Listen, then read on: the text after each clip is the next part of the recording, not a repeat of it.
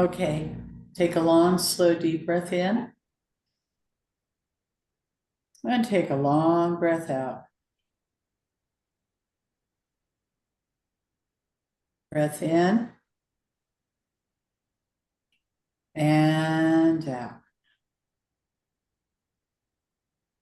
Dear God, Creator, Holy Mother, on this day I ask you grant this request. May I know who I am and what I am every moment of every day. And may I be a catalyst for light and love and bring inspiration to those whose eyes I meet.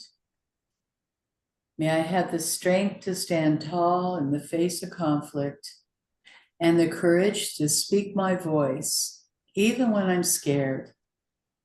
May I have the humility to follow my heart and the passion to live my soul's desires. May I seek to know the highest truth and dismiss the gravitational pull of my lower self. And may I embrace and love the totality of myself, my darkness as well as my light. And may I be brave enough to hear my heart, to let it soften, so that I may gracefully choose faith over fear. Today is my day to surrender anything that stands between the sacredness of my humanity and my divinity. And may I be drenched in my holiness and engulfed in your love, and may all else melt away. And so it is. Go ahead and open your eyes. That is beautiful. Can you please send us that?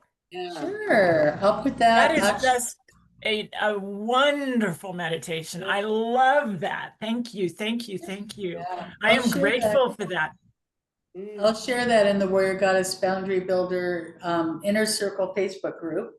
This was written by a friend of mine, Debbie Ford, and I met Debbie at the Chopra Center back in early 2000.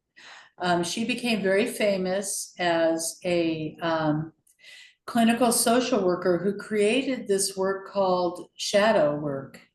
And now lots of people talk about the shadow and doing shadow work. But Debbie Ford was, she was the pioneer of this work. And you can see her interview with Oprah on YouTube. So Debbie died at 49 of breast cancer. And so when I met her in early 2000, I had been a breast cancer survivor at that point, I think for like 4 years. And she hadn't even been diagnosed yet. Hers was very aggressive, but she was quite a lady. And she only did one interview with Oprah before she died. Okay. This week, we're diving into lesson number 7, module number 7, which is super exciting. This is my favorite part of this work. And this is, by the way, everybody, is the work that I will be carrying through with in the fall. You will all be invited to the Unstoppable Woman Inner Circle Mastermind. And this mastermind will 100% be focused on boundaries. And every time we show up, we'll mastermind around boundaries. Because what I notice is that when we get a group of women together and everybody has something that comes up and they want to work on their boundaries, you can share what's happening in your world, what you applied, and people can weigh in. Because this work never stops. And it's really helpful when you have a chance to say, hey, you know what, I've been there. I know that feeling. And I think that's something I learned from Amy here. It was really helpful the first time that she came in our group and she shared her experience as a probation, working in probation and, you know, all the things. So I'll be, we can talk about that. And then I'm also going to be dropping right now the link to my schedule in the chat. And I would like you guys to here we go. Share. And what I want you guys to do, because I don't have a exit interview link in my schedule, I'd like for you just to schedule a coffee chat with me. And then what I will be looking for from you is I'll be asking you where you were when you started, where you are now, what you loved about our time together, what you would change, what you thought was great about the program, what you would like to see more of, what you'd like to see less of. And then we can discuss the next steps, which I will definitely tell you about the mastermind that's happening in the fall. And I'm rolling this out for a reason because I find, you guys, that in the winter, going into like the fall, going into the winter, it gets really hard for women. And it's really hard for us because things are going to come up and we're going to really want to know how to, you know, well, we're going to really want to be able to roll out our boundary skills in some situations. Some of you are like me, you serve clients and your schedule's going to get hammered and you want to know how to put the stops down. And so it's nice to go into a room of, you know, 5, 10, 15, 20 women and mastermind around this. By the way, the mastermind group isn't going to happen like every week. It will happen once or twice a month. And it's not going to happen like during the workday. It more than likely will happen on a Sunday or perhaps a Wednesday evening. But I know Sundays are hard because many people go to church. So we will plan it for the afternoons on a Sunday once a month. Because I find in the past when I did the Unstoppable Woman Inner Circle, that worked best for everybody. So this group already exists. I'm going to reopen it. And we're going to begin by masterminding around boundaries. And then from there, we're going to be doing a, what is it? It's a 40 days to accomplish any goal. And we'll be rolling that out also. So we do one small thing for 40 days. And that's really fun. Okay. So a little recap. The number one mistake all women make is to stop writing things down. And if you haven't started writing things down now, you want to start, because before you set a boundary, you want to write your boundary dialogue first, because then you can step back and look at it. You can open up Warrior Goddess Boundary Builder. Hopefully all of you have the link to the program. If you do not, it's okay. There's nothing wrong with you. People lose the link. If you don't have it, raise your hand. We'll make sure you have that because you have access to this workbook, all the stuff for the rest of your life. And you can go back to this. I suggest that you copy it because that's really helpful. I'm the kind of person I have to have a hard copy, but I've come back to lesson 6 and 7 and 8 over and over again because I forget the framework. And then all of the dialogues I shared with you guys, the handouts, this kind of thing, I come back to because my husband has a repeated behavior that's unskillful of doing the you. And I forget because I've been married to the man for 44 years. So I had a good 20 plus years of unhealthy boundaries. And when he would do the you, I would clam up or walk away, and that's very unhelpful. Or I would react, very unhelpful. So know one thing, you guys can always go back to the program. So the recap is, first of all, write things down and don't stop. Schedule daily self-care. Self-care, I cannot say enough how important self-care is. I am a living example of self-care and unskillful self-care from about 20 until 60, which was, I thought it was all outside in. Exercise, facials, fingernails, eating healthy, which is also a good inside out thing, but I thought that's what it was all about, and that's what made my career. But then when I turned 60 years old, I learned the truth of real self-care, which is boundaries. Giving yourself grace.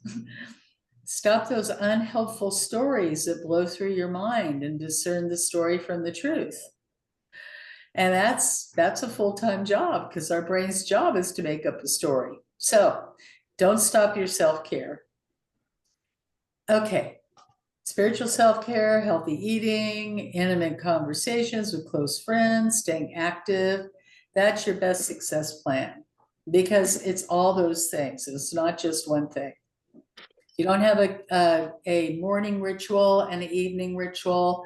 You definitely want to do one small thing that you can consistently do in the morning and in the evening for the rest of your life that will keep you well.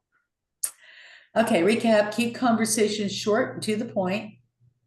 I want, because, I would appreciate, pointing out the situation the other day, be very direct, be very to the point, be evidence-based, keep the emotions on the sideline. Don't apologize for setting a boundary. Be willing to end a conversation abruptly if it gets heated. Never walk away from a heated conversation without saying something out loud that acknowledges to your brain that you did a good job. Okay. What do I mean? I mean, you say out loud, I need to take a break. You need to say out loud, let's push the pause button.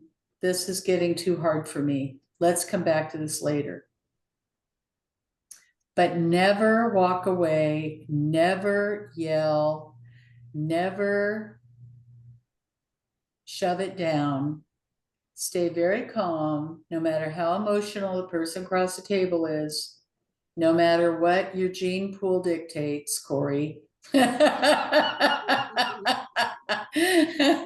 Spicy and Holly. No matter what your gene pool, just kind of calling you guys out. No matter what your gene pool dictates, stay calm. Take charge of the conversation. That's how you stay calm. Okay. And then put your emotions on the side. And guys, Deborah, I think, played this forward really well last week. Breathe. Let's take that pause, take the breath, and then come back to it. Sometimes just takes a couple of seconds, it depends on the boundary violation because there's big stuff and small stuff.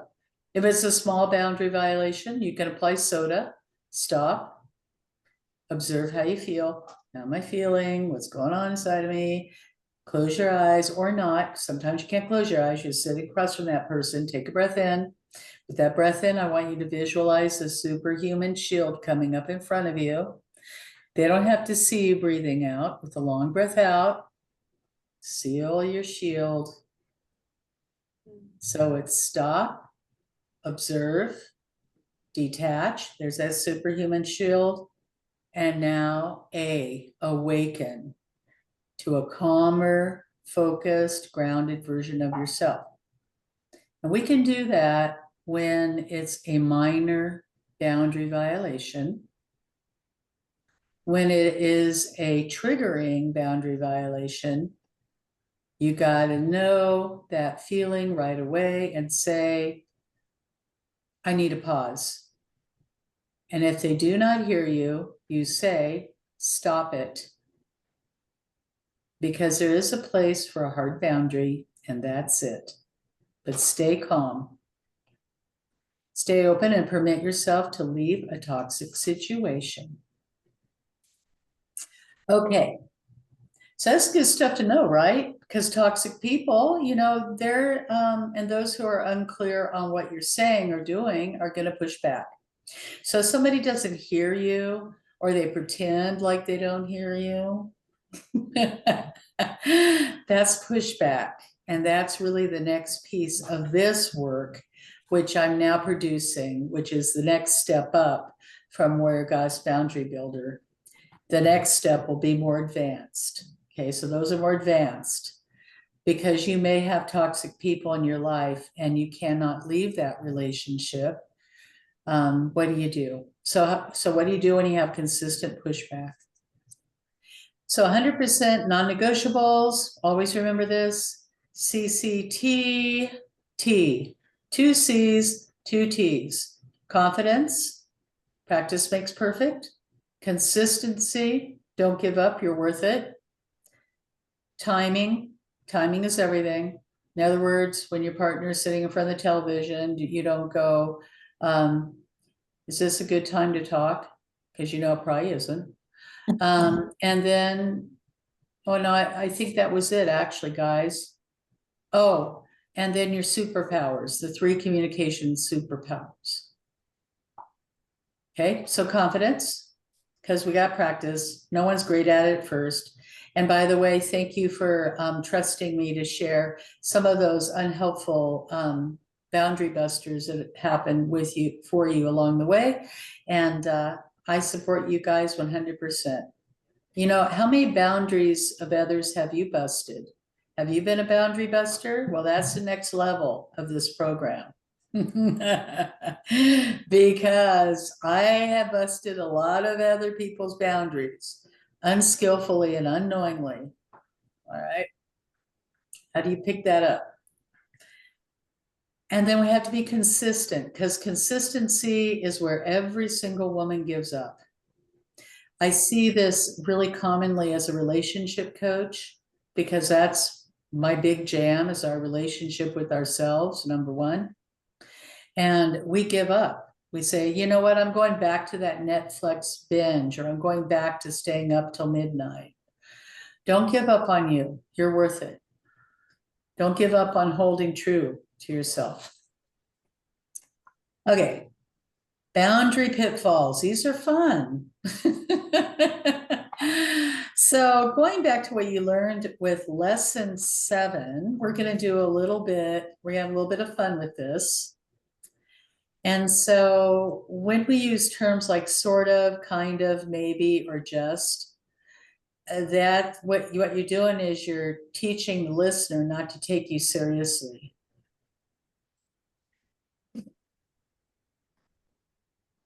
If you were the supervisor of a business or a manager, you sure as hell wouldn't be using words like sort of, kind of, maybe, or just, right? Because you want your team to perform. It's the same in our personal life. You want something, you have to be very straightforward.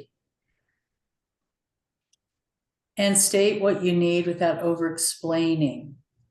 If you find yourself having this need to over-explain because, you know, those two things, one of the two, you know, bad players can kick in. One is guilt, the other is fear. That creates a lot of over talk.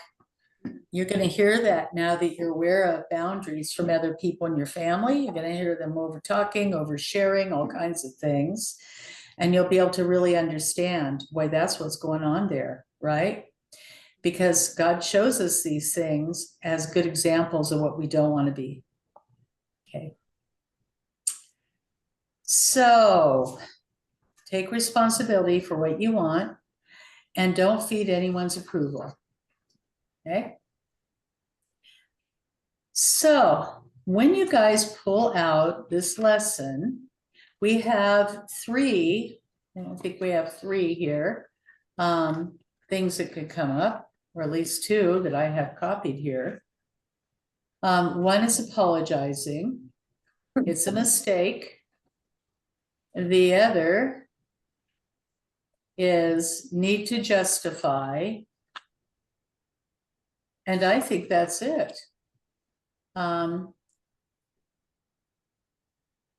Over-explaining is at the bottom of the page. Oh, thank you. Yes, over-explaining. Which of those 3 do you find yourself falling into more often than not? Apologizing.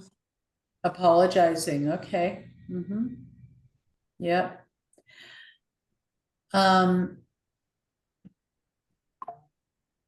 So what you're communicating to a listener is that your needs don't really matter when we apologize.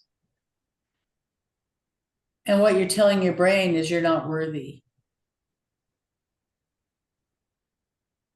And so if you go back and you apologize, that's that's gonna wipe out your self-esteem. And you're gonna do that again and again and again, because what kicks in there is the feeling of what, Holly? Guilt. Yeah, guilt.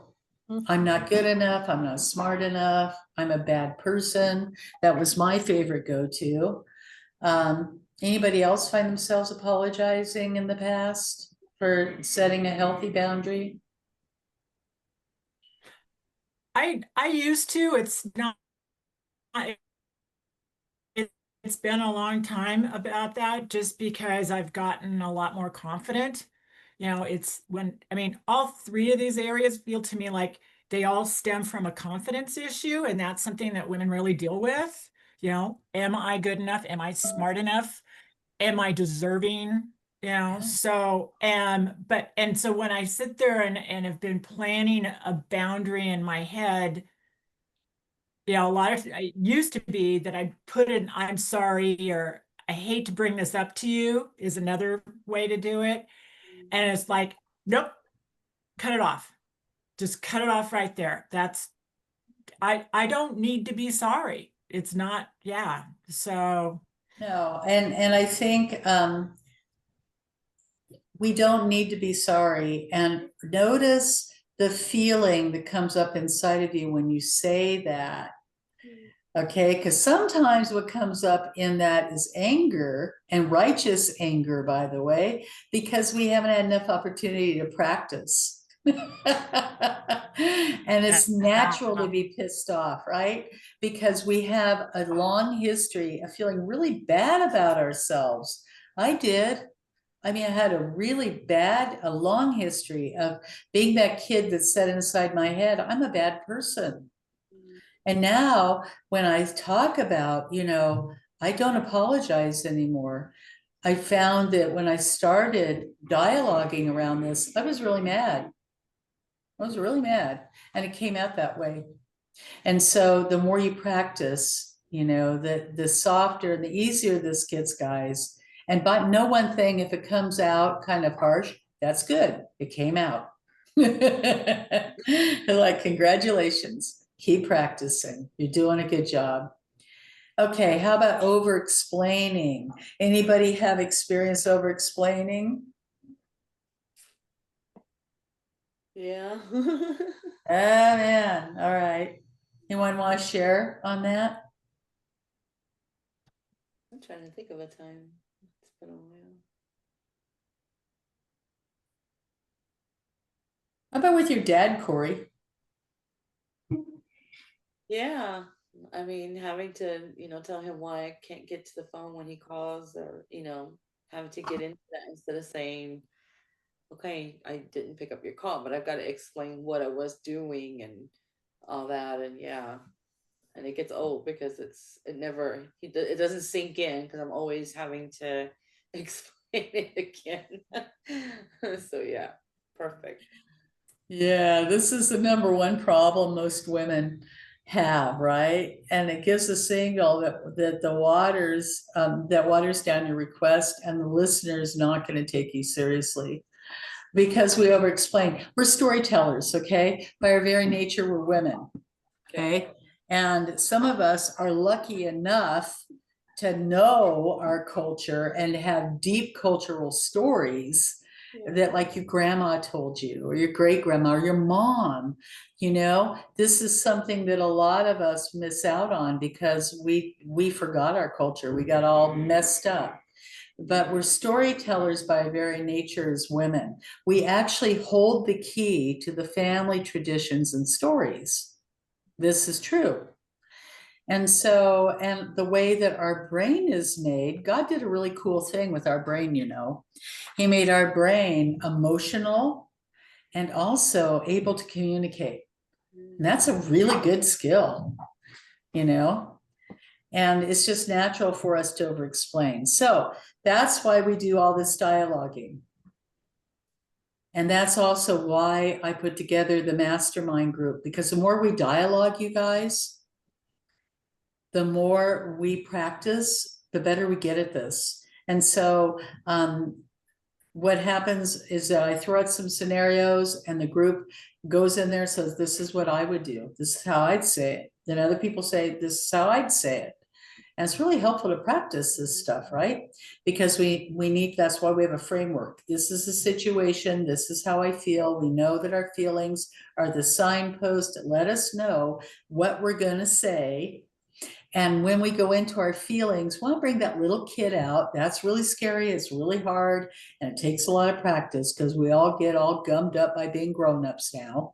But if we go into things like, I'm scared, I'm sad, I'm angry, I feel disrespected, get underneath what the word disrespect means. Okay? Because the more specific you are, the easier it will be for the listener to hear you. How many of you had the experience where you're talking to somebody, another woman, and she's giving you this whole story, just started with one small thing, one small boundary she had to set? How many of you have had that experience? Yeah, yeah. Maybe you've been that person, right? And your brain just, at what point do you check out? You're like, oh yeah. All right. Yeah. Okay, need to justify. Oh boy, this is my favorite thing. I'm a redhead. I need to try, and I'm a know-it-all. I'm a smarty pants. I think I'm smarter than my husband. That was an unskillful belief I had for 20 some years. Anybody ever feel like you gotta justify your boundary? Like, I'm right and you're wrong. Holly. Yep. Yeah, tit for tat thinking. How about the martyr? I do everything for you, and you do anything for me. Yeah, I do everything else for everyone. Yada, yada, yada, yada. Who's going to take you seriously? Who's going to take you seriously? You know, the long-suffering wife, the loving mother, the woman, right? Come on, stand in your power and speak your truth. No, you are the mama. You are the queen. You are the head of your business. You are the woman that walks into that business and saying, hey, I got the thing and I am leader, right? Mm-hmm. Yep. So ask, who are you setting your boundaries with? Sorry for the typo there. And then what was your boundary? What was it? Okay, so satisfaction 100% guaranteed. State your boundaries specifically. State your boundaries with limits. Okay, because one thing to say, you don't respect me. It's another thing to say, hey, you caught me off guard. This isn't a good time. You may not call me between 10:30 at night and 7 in the morning because I will not be picking up the phone. And then give clear consequences. Know one thing, if you text me between 10:30 and 7 o'clock in the morning, I will not be getting back to you. Okay. And also make your consequences doable for you. Give whoever you're setting a boundary with consequences if they violate your boundary. Make sure that is workable for you. Because if it's not workable for you, it becomes a threat and you will not follow through.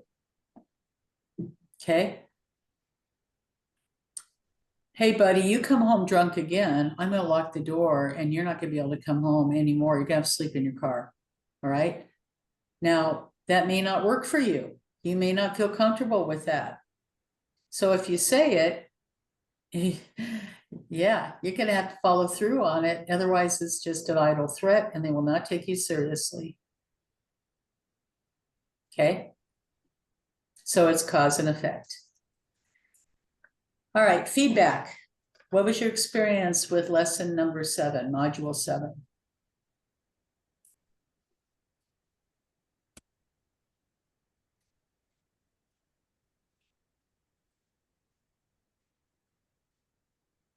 it made me see that I do a lot of justifying, when I have to talk, with my dad and stuff. It just really opened my eyes as to what I'm doing and never realizing that I do that a lot, apologize and, that's crazy. Me too, Corey. Yeah. It's just weird. I'm like, wow, I didn't know I did these things. Anybody else want to weigh in on this? Yeah, same thing. It made me realize that I actually do a bit of everything. I justify, apologize, and I over-explain, or I hear that word and I keep thinking mansplaining, like woman-splaining, I do that a lot. I need,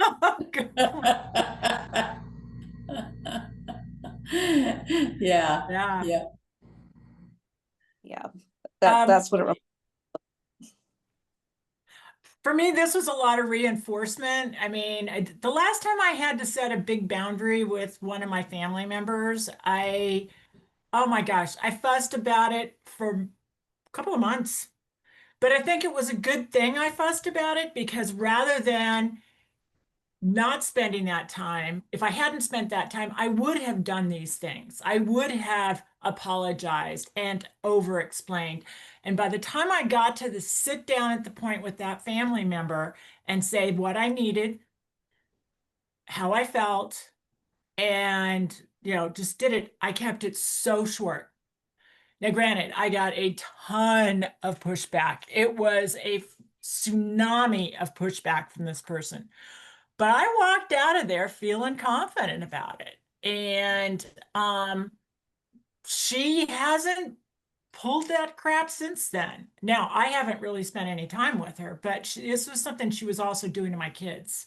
And Nice. yeah, Yeah. but it's kind, and like what you were saying about the writing, because I do a lot of writing, and when you write something and you edit it and you edit it again and you edit it again, and you take a pen and X out all the extraneous stuff.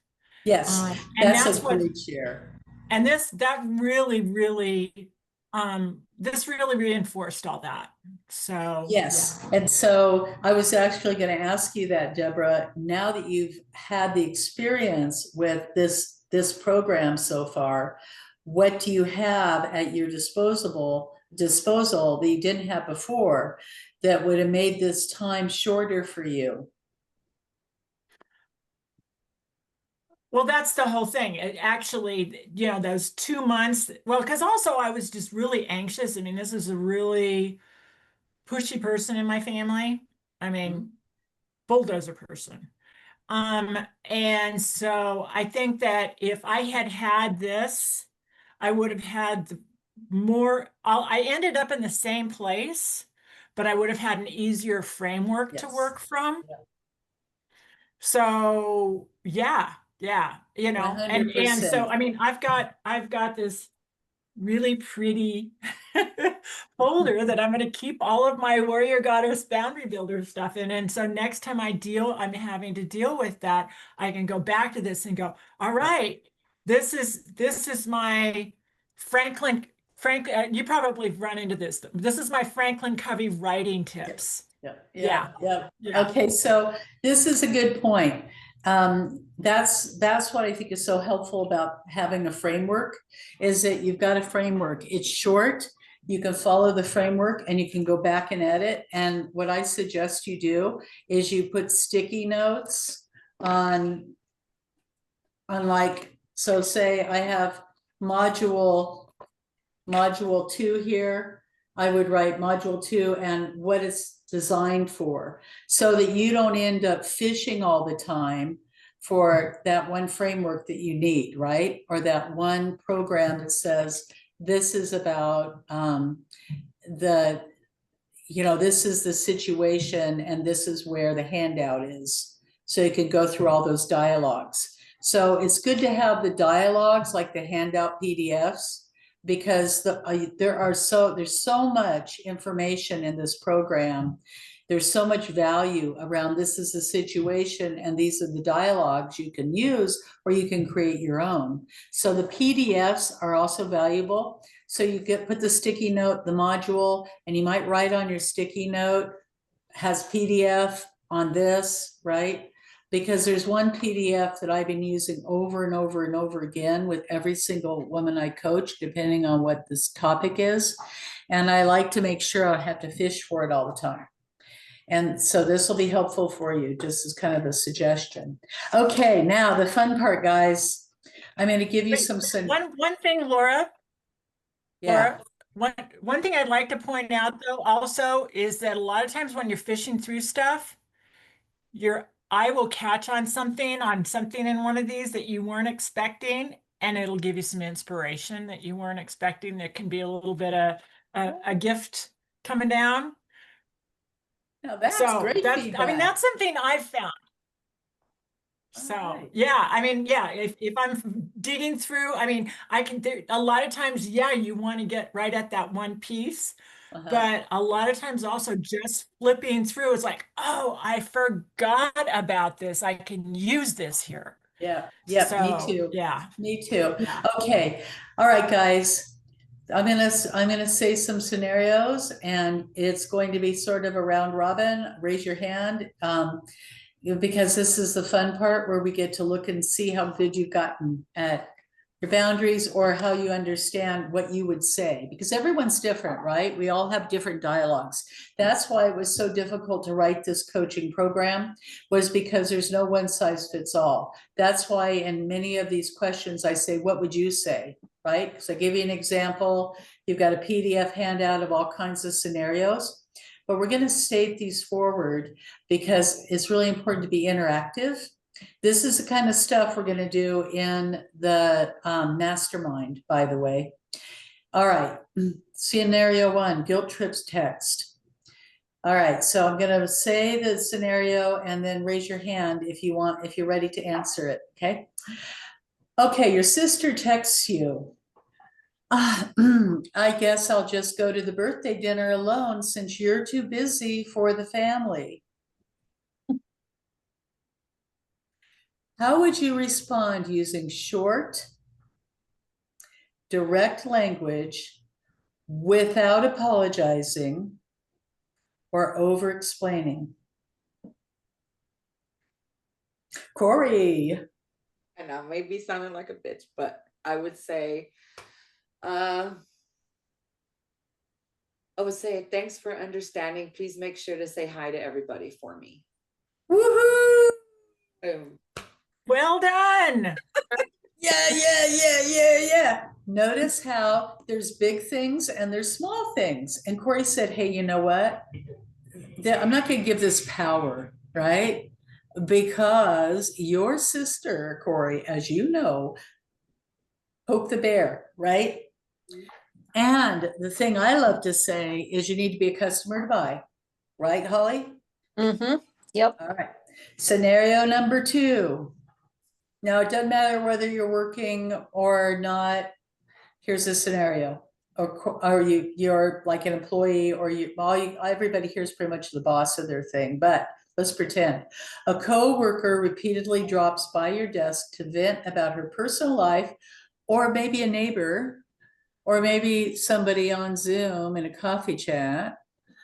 A coworker repeatedly drops by your desk to vent about her personal life during your focused work hours. How can you set a boundary that's calm, confident, and includes a clear limit or stipulation?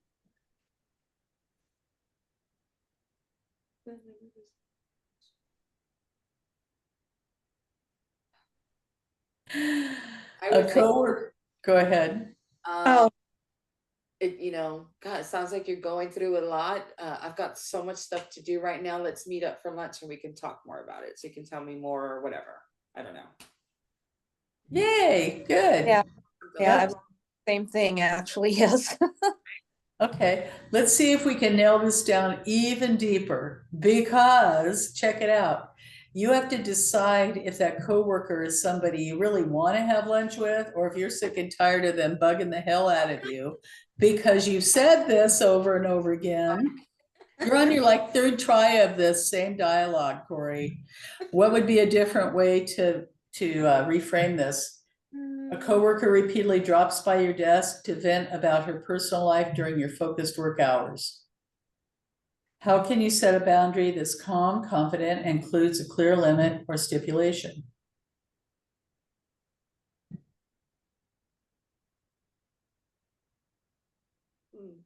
Anybody want to make a suggestion on this? It's a little bit, well, that's a good boundary, Corey, but let's nail this down.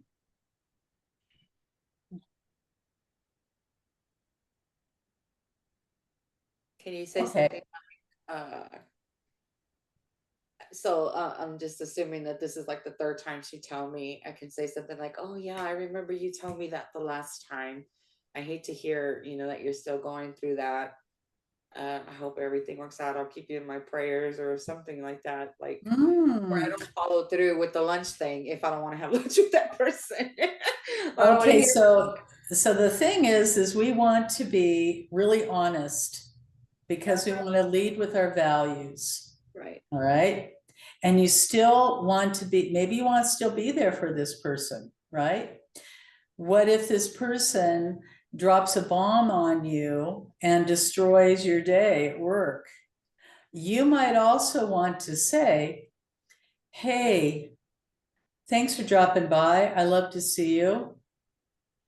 I need for us not to have these conversations during work hours. And so I need to request that we plan to get together after work, and then we can have this conversation." Or you could say to her, "This is not a good time to have this conversation. I need to request that in the future, when these things come up for you, that you share that after work." Sound good? Or you share that and ask if I could get together with you after work. Or if she's somebody you don't want anything to do with because she's making your life hell, she's begging you, you're on your third try of this, you say, "Hey, you know what? I need to request that that we just focus on work during work hours, and we can have this conversation of another time." Sound good? Right? Because you might not want to go out to lunch with her, I mean, I definitely have people in my life that I want to talk to and I want to help them, but I don't want to go out to lunch with them. Okay, the needy friend. Oh, a close friend keeps calling every night when you're trying to wind down for bed, saying she really needs to talk. Okay, so Corey, you got A's so far. Now the heat is on, Holly. A close friend keeps calling every night when you're trying to wind down for bed, saying she really needs to talk. What would you say to preserve your self-care time while still being kind? Oh boy. Hey, I'm not able to what am I trying to say? I'm not able to give you the time that you need for this right now. Can we maybe discuss this tomorrow morning after 8 o'clock when I'm fully awake and have had my coffee and then I'm more prepared to talk or listen. So she says no. But she says, "No, well, I'm sorry, but I can't help you right now." Or I can't, no, I'm not sorry. Sorry. This is my quiet time. Please call me tomorrow morning at 8 o'clock. I mean, what do you think? It needs a little bit more direct, doesn't it? Well, here's what happens. She's a close friend. She keeps calling every night. She calls every night when you're trying to wind down for bed, saying she really needs to talk. okay? When we use the word maybe, we're keeping that person on the hamster wheel because we're not setting a clear boundary, right? They're not gonna take us seriously. So you might say, this is where you set your limits. It's important to me for you to know that I go to bed every night at 9 o'clock, and I am available to have this conversation from 6:30 to 7:30, whatever time you're available, that you can have that conversation. And then when she gets a hold of you, you set the limit with her by saying, I'm really glad you called. I have about 20 minutes. What's on your mind? So see how you set a limit, and that way that person knows what your special recipe is. And that's the number one thing, is that if we know, if I know your special recipe, then I'm going to do that. Because you say, you can get a hold of me at 6:30 tomorrow. Well, I have about 20 minutes. Does that work for you? And if she then calls you at 10 o'clock at night, you do what? No, I Molly? don't want to answer the phone. That's right. Yep. I would probably block her anyway, but Yep. And so that way that person knows your special recipe. Okay. Scenario number 5. Okay, Deborah. Sorry, I had to bug out there for You a lost minute. out because you took a phone call. Okay. Well, I'm trying to make a radiology appointment, and oh my gosh, yeah. It's like whenever the medical providers call, if you don't you're jump, right. you We know the lose story. it. All us old Yeah. broads, we're on that train. Okay, so you told your sister you can't visit this weekend and found yourself rambling for 5 minutes trying to justify it. Rewrite your boundary in 2 sentences or less. Make it direct, clear, and self-honoring. I have other plans this weekend and I can't visit. We'll have to reschedule. Okay, nice job. That's it. That's right. That's it. Very nice. Okay, Corey? I just posted a message. I didn't want to interrupt. Oh, okay, I got it. Never mind. Okay, so Corey's cutting out early. Bye, Corey. Hey, grab my schedule link, Corey. Yes, I got it. Okay. Yep. Thank you. Bye. Bye. Okay, so you did a really good job rewriting that boundary. You teed me up a good boundary. There are a couple of other ones that you've brought up that I was like, oh, Yeah. I don't know if it would have taken me little longer to ponder that to get a good boundary. So right, and that's okay. And that's really what's fun about practicing this stuff, is that the more we show up, like say we do a mastermind and say, okay, guys, we're gonna throw out some scenarios. First, we're gonna go over the framework, so everybody in the group remembers, right? And then we say, okay, here's a scenario. I'll throw out some scenarios around apologizing, some scenarios around over-explaining, some scenarios around justifying. What would be your response, okay? Okay, so which pitfall? There's 3 pitfalls. I've got 2 minutes to do this. Apologizing, over-explaining, justifying. Here's a question. Number 1. Here's a dialogue. I'm sorry to ask, but do you mind picking the kids up this one time? If you're busy, it's totally fine. Which pitfall are they following into? apologizing. Absolutely. Good job. Number 2, I just don't want you to think I'm being rude or anything. It's just that I've got a ton of work and errands and I haven't been sleeping well. Over-explaining. Bingo. Number 3, I mean, I've done so much for everyone lately. It's not like I'm asking a lot, right? Which pitfall? Justifying. Yep, justifying. Nice job. Raise your hand if your mother was a martyr. Oh, Okay. my mother was a narcissist. Unfortunately, that didn't work out for me. Weigh in, Holly, thumbs up on that, okay. Both, So- yep. The reason, okay, here's the last one. The reason I can't make it is because my daughter has ballet, and then there's a vet appointment, and the car needs an oil change. Over-explaining. Overexplaining. Explaining. Good job, everyone. You guys did a great job. Next week is module 8. Grab a coffee chat. I'm looking forward to hearing from you guys, and I hope you had some good takeaways today. All right. Yep. Yeah, So yeah.